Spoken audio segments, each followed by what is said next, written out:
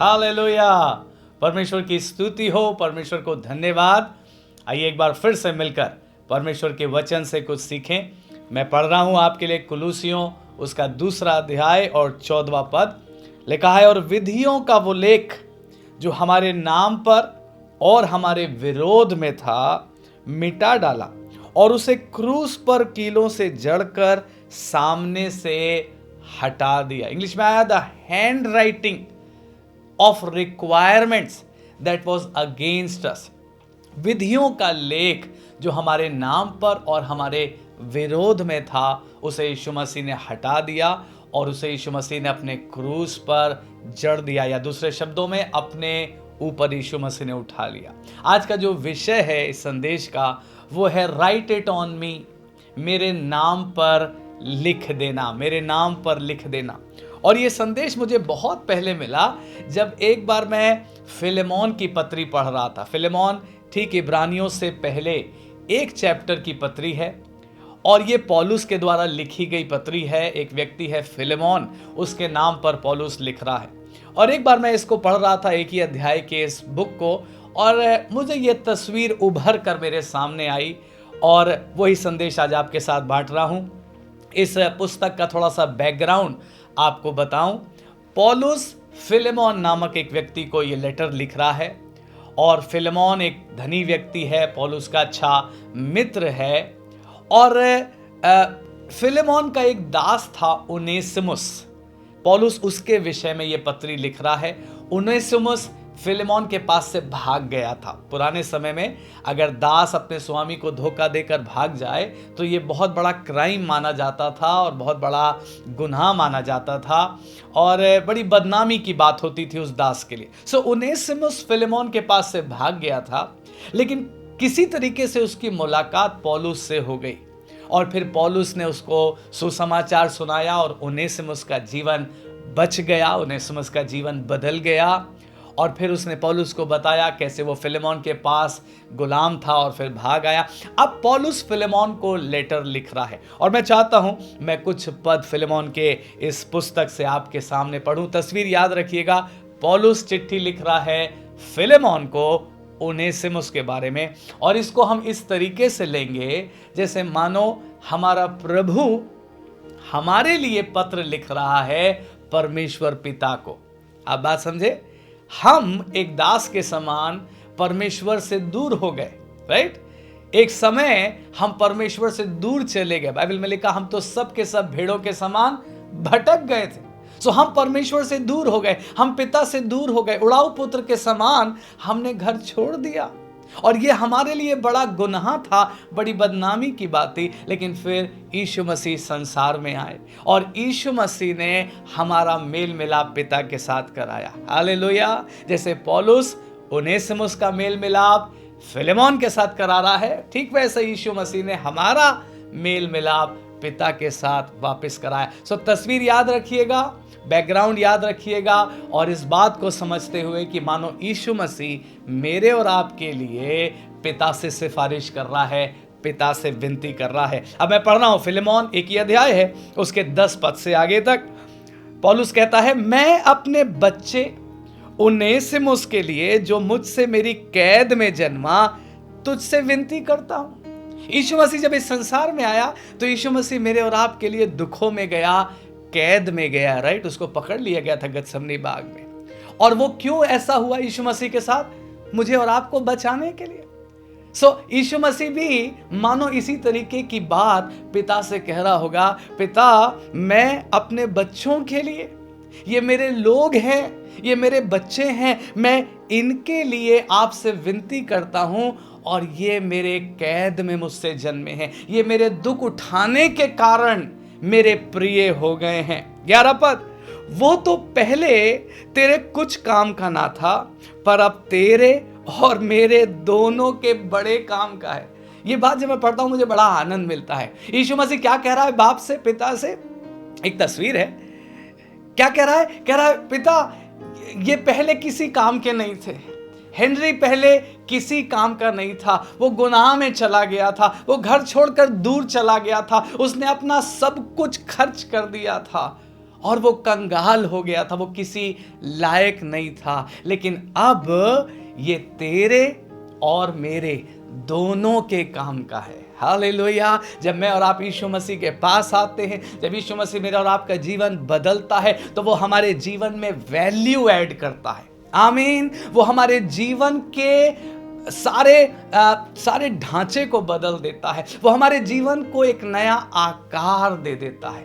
हम जो पहले किसी लायक नहीं थे, अब यीशु मसीह के अनुग्रह से हम लायक बन जाते हैं। बहुत सी बातें हैं जो मैं कह सकता हूं, आप भी उन बातों को जानते हैं। अब हम प्रभु की सेवा के लायक बन जाते हैं। अब हम प्रभु की आराधना के लायक बन जाते हैं। अब हम पवित्र आत्मा पाने के लायक बन जाते हैं। अब हम वचन से भर करके प्रोफेसी करने के लायक बन जाते हैं। सो परमेश्वर का धन्यवाद। यीशु मसीह क्या कह रहा है पिता से? पिता, ये मेरी कैद में जन्मा है और अब ये आपके और मेरे दोनों के बड़े काम का है। 12वां पद, उसी को अर्थात जो मेरे हृदय का टुकड़ा है मैं तेरे पास लौटा देता हूं। आप तस्वीर देख रहे हैं, मैं और आप पिता से दूर चले गए थे, यीशु मसीह हमारा बिचवई बनकर आया और अब वो मेरे और आपके लिए सिफारिश कर रहा है, वो मेरे और आपके लिए विनती कर रहा है, वो मेरे और आपके लिए पिता से दुहाई दे रहा है। और क्या कह रहा है? पिता, इन्हें वापस कबूल कर लीजिए, इन्हें वापस कबूल कर लीजिए, मैं इसको आपके पास लौटा दे रहा हूं, आप इसे ग्रहण कर लीजिए। फादर एक्सेप्ट देम, आप उन्हें ग्रहण कर लीजिए। हालेलुया। मेरे अंदर बहुत आनंद है जब मैं इन बातों को आपके साथ बांट रहा हूं। अब 15 पद पढ़ रहा हूं आपके लिए।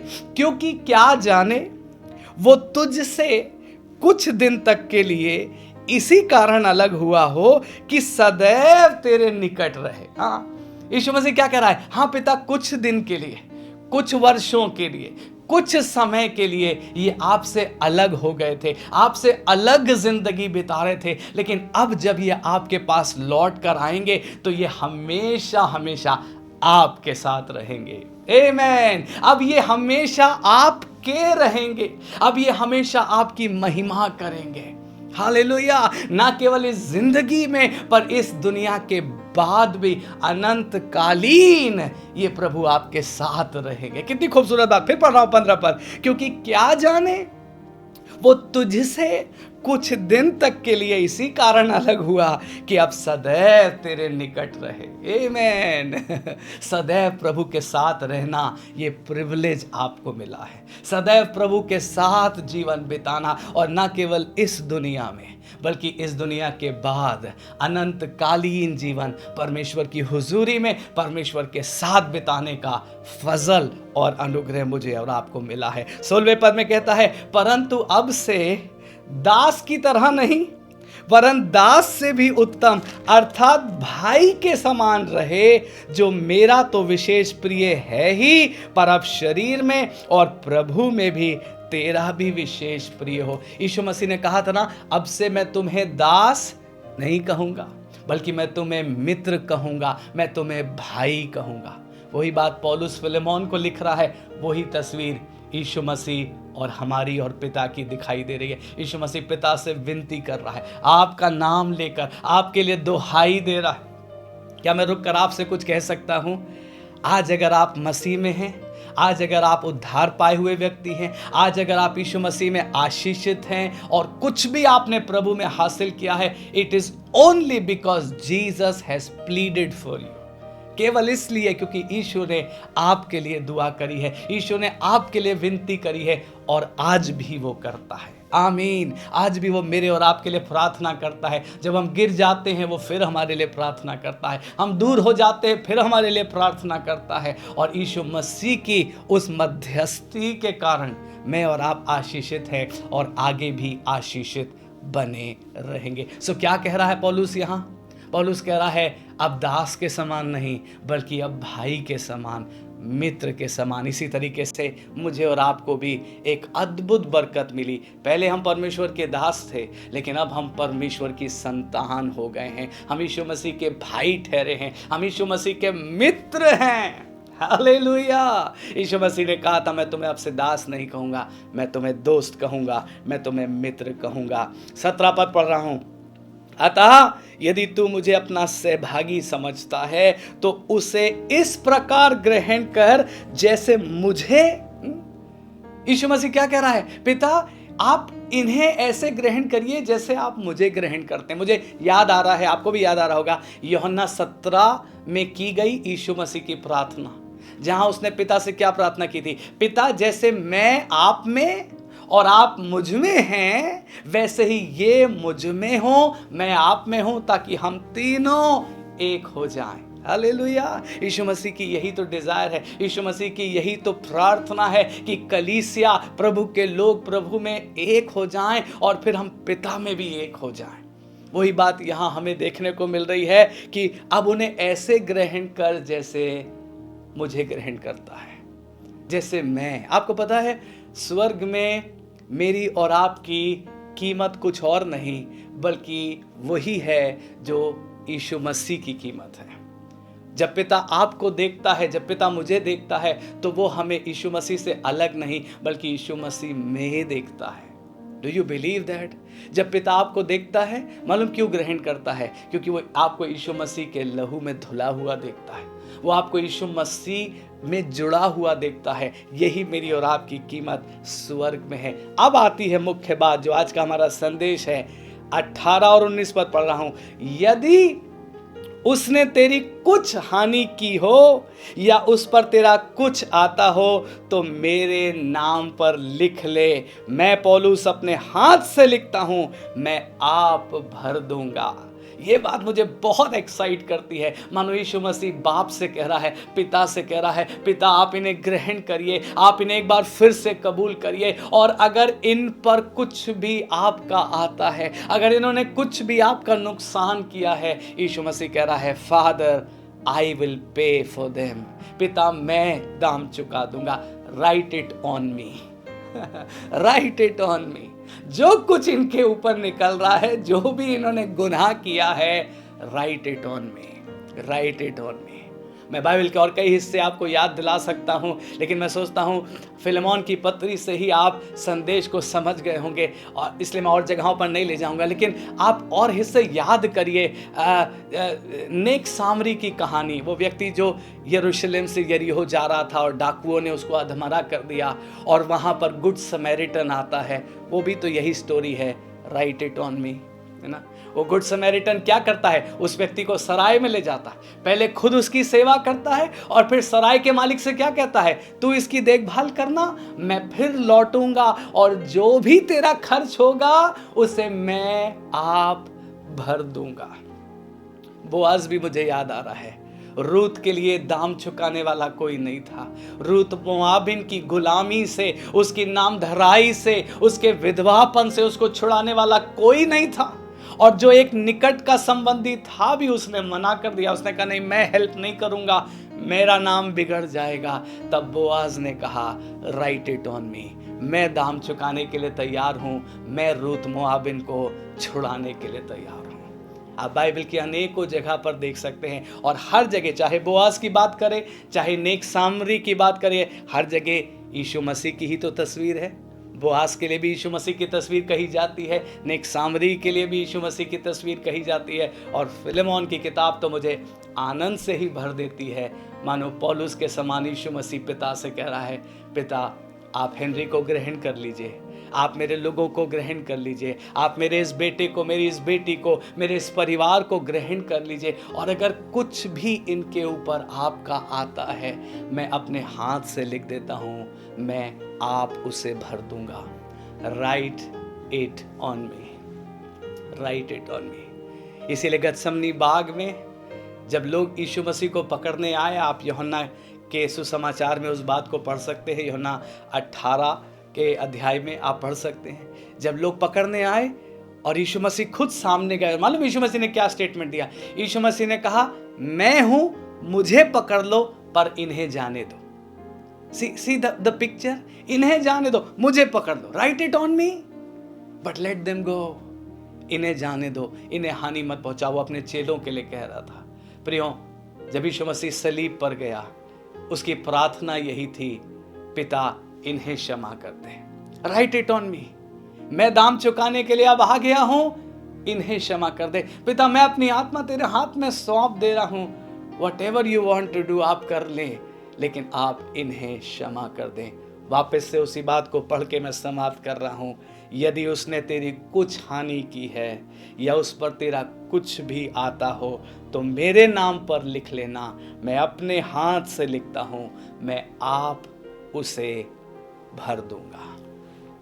क्या आप सुन पा रहे हैं यीशु मसीह की मधुर वाणी को, यीशु मसीह की प्यार भरी वाणी को? क्या आपकी आत्मा सुन पा रही है? क्या आपके दिल से वो आनंद और धन्यवाद उठेगा कि यीशु मसीह ने आपका दाम चुका दिया है?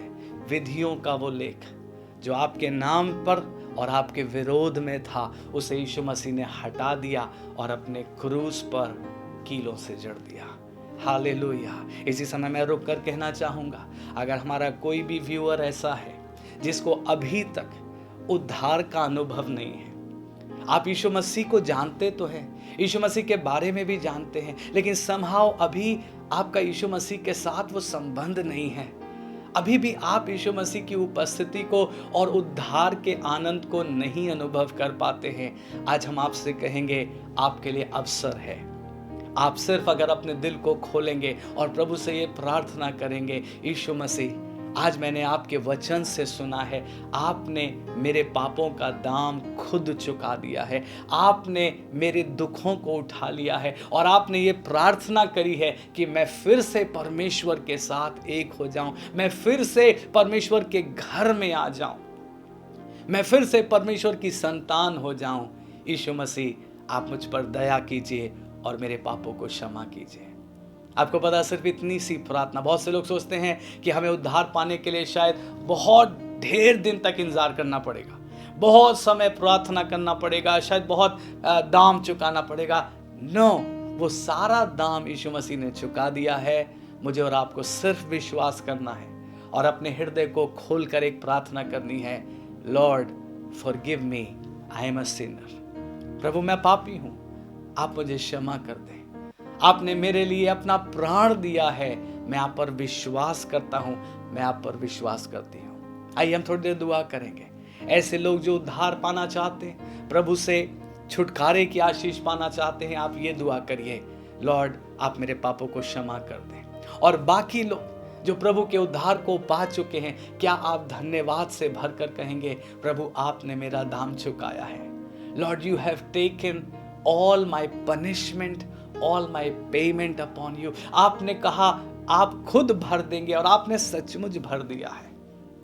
ऑन दैट क्रॉस आपने विधियों के लेख को जो मेरे नाम पर और मेरे विरोध में था, आपने क्रूस पर जड़ दिया। आइए 2 मिनट का समय लें, आप जहां कहीं भी हैं प्रभु को धन्यवाद दे सकते हैं। अगर आप जोर से नहीं बोल सकते, अपने दिल में, अपनी आत्मा में आप कर सकते हैं। आप आंखें बंद नहीं कर सकते, कोई बात नहीं, आंखें खोलकर प्रार्थना करें, but just connect with him और उससे जुड़कर कहिए, Lord thank you, thank you, thank you.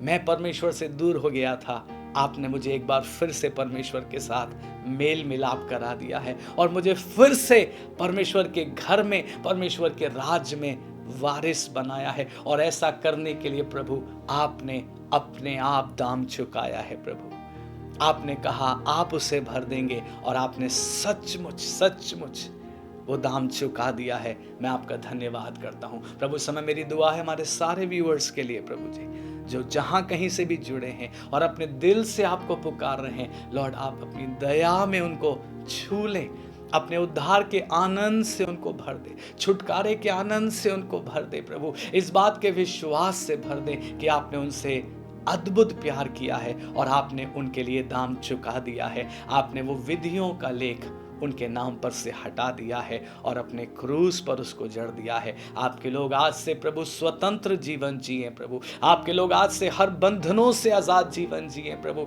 Depression से आजाद हो जाएं, बुरी आदतों से आजाद हो जाएं, बुरे विचार के बंधनों से आजाद हो जाएं, डर से आजाद हो जाएं, अकेलेपन से आजाद हो जाएं और प्रभु आपकी शांति और आपकी उपस्थिति से भर जाएं प्रभु। हम दुआ करते प्रभु, हम ब्लेस करते यीशु मसीह के नाम में और हमारी ये विनती आप कबूल करें, क्योंकि आपने दाम चुकाया है, सिर्फ इसलिए प्रभु क्योंकि आपने दाम चुकाया है। आप हमारी ये प्रार्थना ग्रहण करके अपने बच्चों को उद्धार की आशीष दें, उद्धार के आनंद से भर दें। अगर कोई बीमार भी है, आप अपनी दया में प्रभु उनको चंगाई और शिफा दें, ताकि आपके लोग आपकी और महिमा अपने जीवन से कर सकें। धन्यवाद प्रभु, धन्यवाद प्रभु, धन्यवाद प्रभु। सारी महिमा आपको देते हैं। धन्यवाद के साथ ये प्रार्थना यीशु मसीह नासरी के नाम से मांगते हैं। आमीन, आमीन।